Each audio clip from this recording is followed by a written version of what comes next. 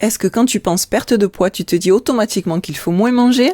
Eh bien, c'est une erreur. Je vais t'expliquer dans cette vidéo les 4 erreurs souvent commises qui font qu'on se prive pour rien quand on veut perdre du poids.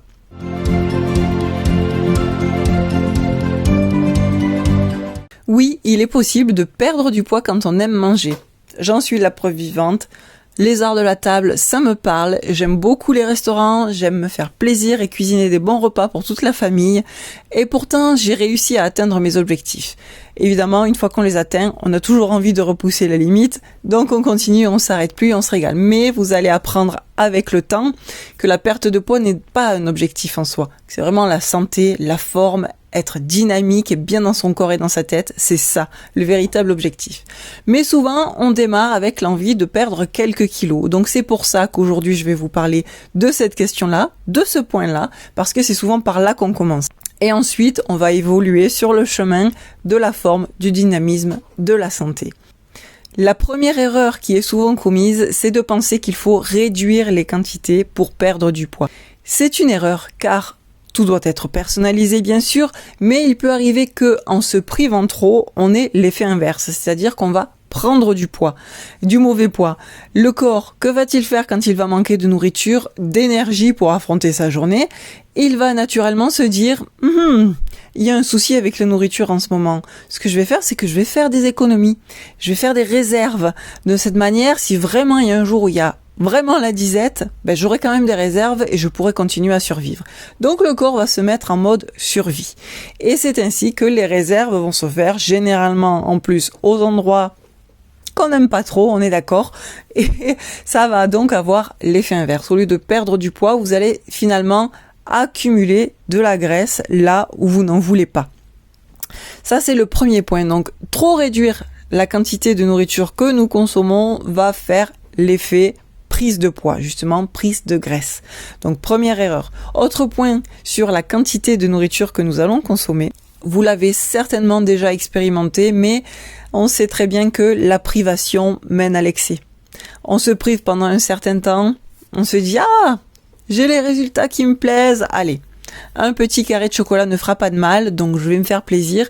Et le petit carré de chocolat fait tellement plaisir parce qu'on en a été privé pendant longtemps qu'on va enchaîner sur un biscuit, sur un croissant, sur un bon plat bien rempli de graisse et on part dans l'excès et tous nos efforts précédents sont éliminés en un clin d'œil. Donc on va éviter vraiment de se priver pour éviter de tomber ensuite dans l'excès inverse, c'est-à-dire l'excès de nourriture, le trop de nourriture. Il faut vraiment trouver l'équilibre qui va faire qu'on se sent bien et qu'on atteigne nos objectifs. C'est vraiment, la clé est là. C'est trouver un mode de vie et pas un régime. Ça, vous m'entendrez souvent le dire. Le régime, non. Si vous me dites régime méditerranéen, je mange du poisson, de l'huile d'olive, des fruits, des légumes, là oui. En tant que restriction, jamais. Autre point en rapport avec la baisse de quantité de nourriture, c'est que automatiquement, le corps n'ayant pas les nutriments nécessaires va se mettre en réduction. Il va réduire le métabolisme, donc vous allez dépenser moins de calories aussi. Donc vous allez en ingérer moins, mais vous allez en dépenser moins. Donc dans les activités que vous faites au quotidien, votre corps va réduire en fait la quantité d'énergie qu'il va fournir. Donc vous allez perdre moins de calories également. Donc il y a un double effet et puis réduire du coup la quantité de nourriture réduit l'activité physique aussi, on perd des muscles, c'est pas l'objectif voulu vraiment. Ce qu'on veut, c'est arriver à se sentir bien et avoir des muscles, pouvoir bouger, pouvoir marcher, pouvoir sortir avec la famille et faire une randonnée avec les enfants, partir à la mer et porter le petit garçon sur les épaules pour le lancer ensuite à fond dans l'eau, c'est ça qu'on veut. Donc on veut de l'énergie, réduire la nourriture, la quantité de nourriture va réduire notre énergie aussi, ça ce n'est pas bon non plus. Deuxième point important, le type de nourriture qu'on mange est aussi très important. Admettons que vous partiez sur « je vais réduire la quantité et je vais manger que des barres protéinées à mes repas ». Oui, effectivement, vous réduisez la quantité, mais vous réduisez la qualité aussi énormément. On les connaît tous, ces fameux produits, je ne citerai pas de marque, mais ces fameux produits qui remplacent les repas, non, surtout pas. On va réduire du coup aussi la qualité de ce qu'on va consommer, on va pas avoir les nutriments nécessaires pour être en forme, et ça c'est très très important. Plutôt que de manger des barres protéinées exclusivement en tant que repas, préférez manger plein de fruits et légumes et des protéines maigres. Et là, vous allez avoir une belle quantité, vous allez voir que vous allez vous régaler. Il suffit parfois simplement d'assaisonner à la manière qui nous convient. Il ne s'agit pas de faire du poisson à la vapeur sans aucun assaisonnement, de faire aussi les carottes à la vapeur et de tout manger à la vapeur en se disant c'est pas génial, mais au moins je veux pas prendre du poids. Non, ça non plus, c'est pas possible de le tenir sur le long terme. Donc on va pas faire ça.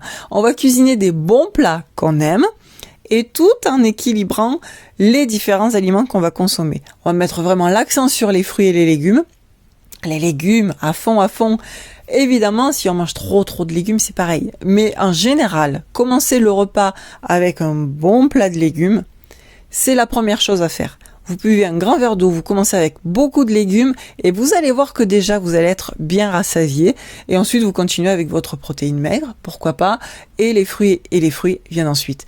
Mais répartissez bien dans l'assiette, faites en sorte d'avoir de belles quantités de bonnes choses. La qualité des produits est cruciale. La qualité des aliments que vous consommez est cruciale pour les nutriments que vous allez consommer.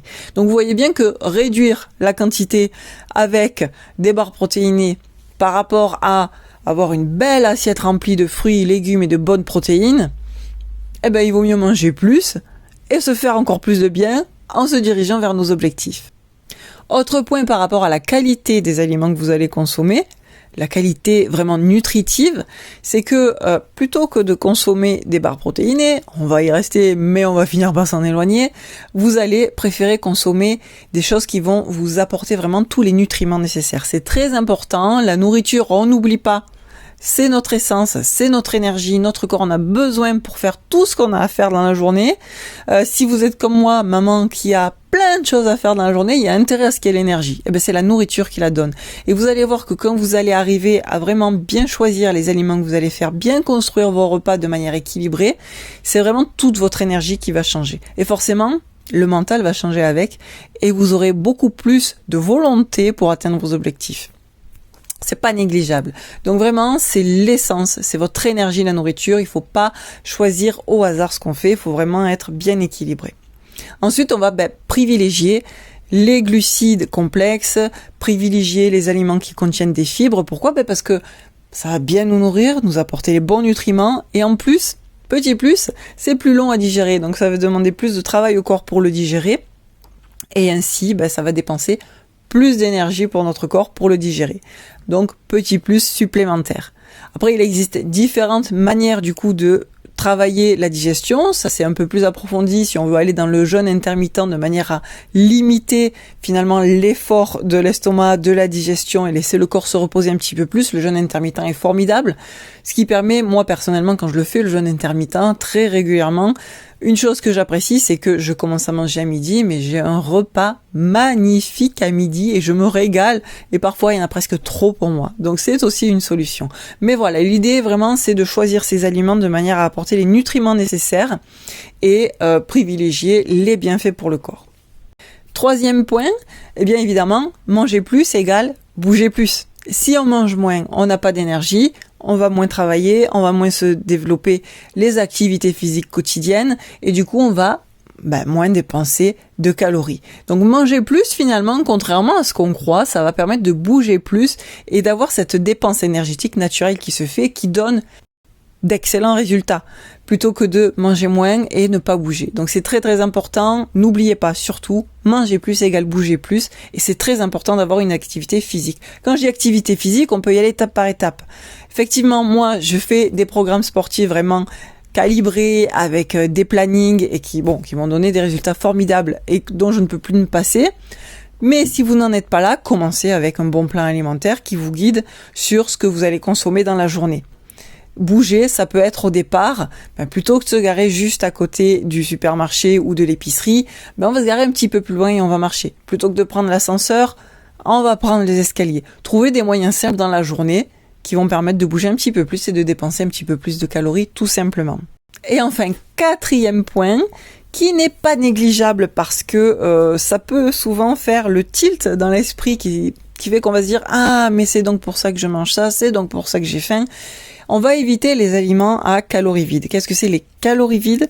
Ce sont ces aliments qu'on va manger qui sont pleins de calories, mais qui nous laissent toujours non rassasiés, qui nous laissent toujours avec l'impression qu'on a faim après.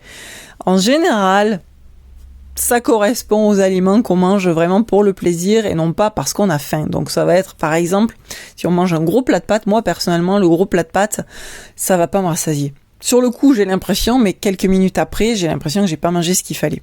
Alors qu'un bon plat de légumes, oui, ça me rassasie très rapidement, plus que les pâtes même, et en général après, j'ai plus faim pendant longtemps. Donc il y a par exemple les pâtes. Par exemple aussi les tartines de beurre. Même s'il n'y a rien que du beurre dessus, honnêtement, est-ce que ça nous rassasie ? C'est une bonne habitude française qu'on a des tartines au petit déjeuner. Honnêtement, ça fait plaisir sur le coup, mais finalement, ça nous apporte pas grand-chose niveau nutriments, et voire même, ça ne nous rassasie pas réellement. Pas très longtemps. On arrive à midi, en général, on a faim quand on a mangé des tartines de beurre avant. Voilà.